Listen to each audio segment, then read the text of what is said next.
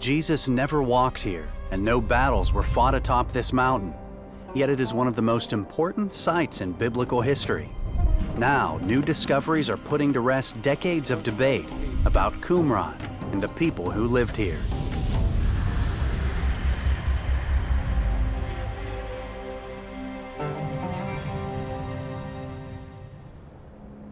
Each day at dawn, as the sun rises and bathes the hillside in hues of rose and gold, a crew sets up tents in the cool morning breeze.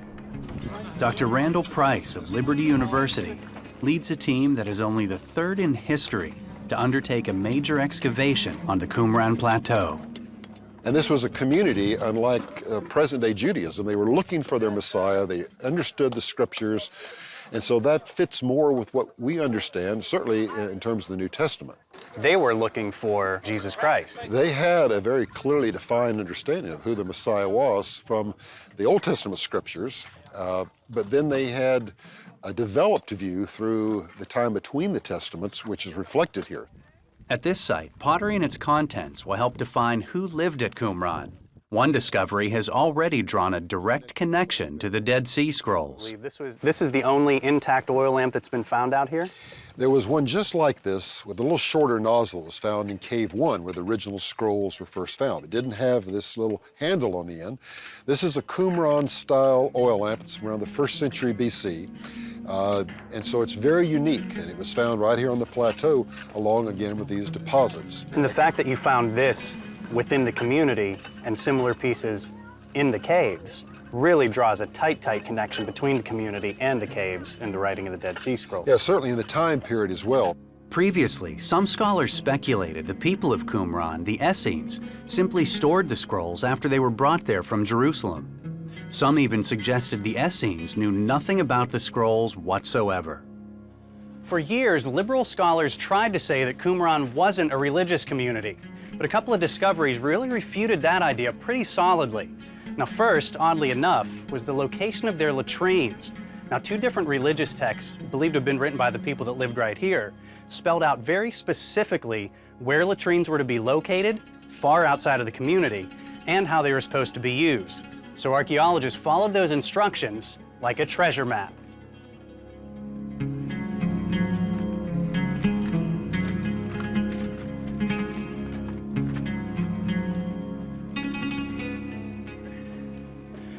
And it led them all the way up here, which is a really long walk to go to the bathroom. With the proposed latrine site pinpointed, they started digging. Now, they didn't find any structures up here, but biological archaeologists took a lot of soil samples. And what they did find were the desiccated or completely dried out remains of 3 different types of parasites, only found in the human digestive system, which is really gross, but still kind of fascinating. No one knows exactly why Qumran was abandoned, but the reason may be connected to diseases caused by those numerous latrine rules. Their practices, which included having to wash in a communal bath after returning from the distant latrine, actually allowed parasites to flourish and spread. At the time, roughly half the population lived to be at least 40. But in Qumran, only 6% of the Essenes lived to be that old.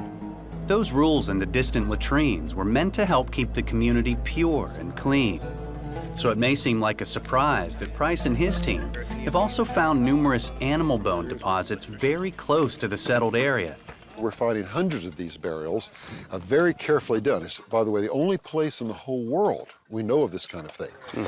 And so they're taking the remains of meals that they ate, a communal meal, the ashes from the meal, the pottery that was used to cook the meal, the cooking pots and other things, the plates, the bowls, everything they served the meal in, and then they're burying them along with the bones and the ashes outside the community, what they considered a clean place.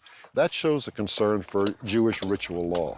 Price believes the people who lived here were partaking in the Messianic banquet, a direct precursor to the Last Supper and Holy Communion. Its origins are found in the Old Testament book of Isaiah. On this mountain, the Lord Almighty will prepare a feast of rich food for all peoples, a banquet of aged wine, the best of meats and the finest of wines. That text is also reflected in a Dead Sea Scroll known as the Messianic Rule. There it talks about people sitting down for some kind of communal meal.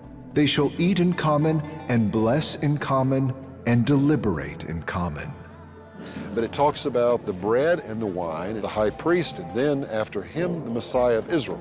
And when the table has been prepared for eating, and the new wine for drinking, the priest shall be the first to stretch out his hand to bless the first fruits of the bread and wine.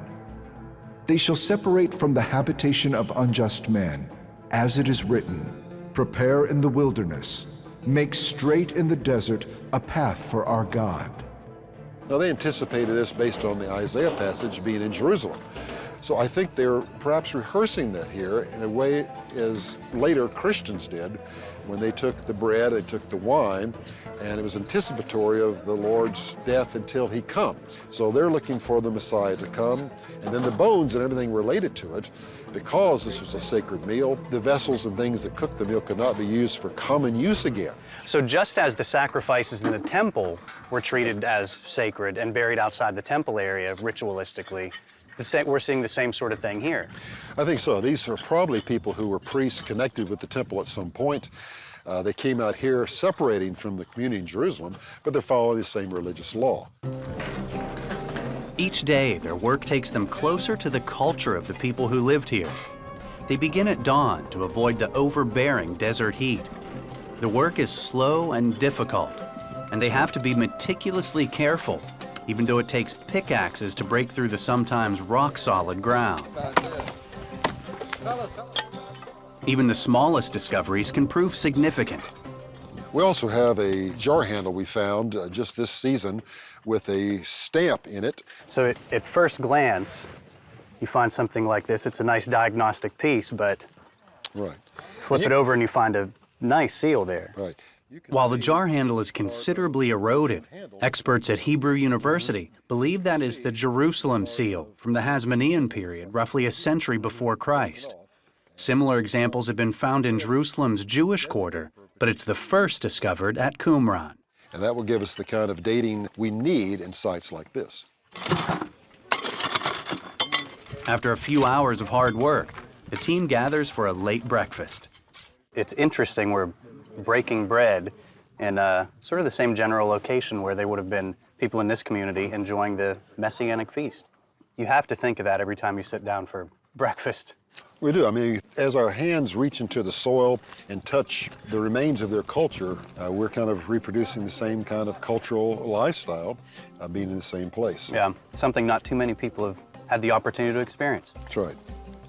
Soon it's back to work. With this season wrapped up, Price will need the next few years to analyze and present the data and to test some theories.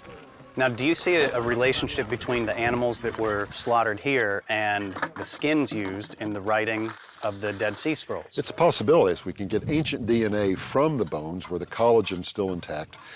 And so we're going to do DNA analysis also on the scrolls and see if we can have a link between the two. If so, conclusively can prove that those who lived here and had that meal are those who also produced the scrolls. It's the DNA between the two that'll make that connection. Though they only lived there for a short period of time, the people of Qumran left behind perhaps the most important documents in recorded history. Documents that speak of a banquet for the coming Messiah. And that seems to be a really strong connection between Old Testament and New Testament. It is, and this is why the Dead Sea Scrolls are so important to Christian studies or New Testament studies, because they lived in a time when Jesus came and the formation of the church was taking place, and it's the only opportunity we have to see this narrow window that no one else explained to us. The Pharisees, the Sadducees left no writings, but these people did. And so we can see the material culture, like we're doing through an excavation, we can put that together with the written records and have a complete understanding of the time.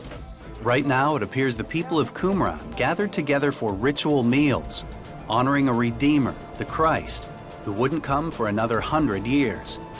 Through the work of Price and others, who these people were, what they believed, and how they celebrated the coming of the Messiah is slowly coming to light.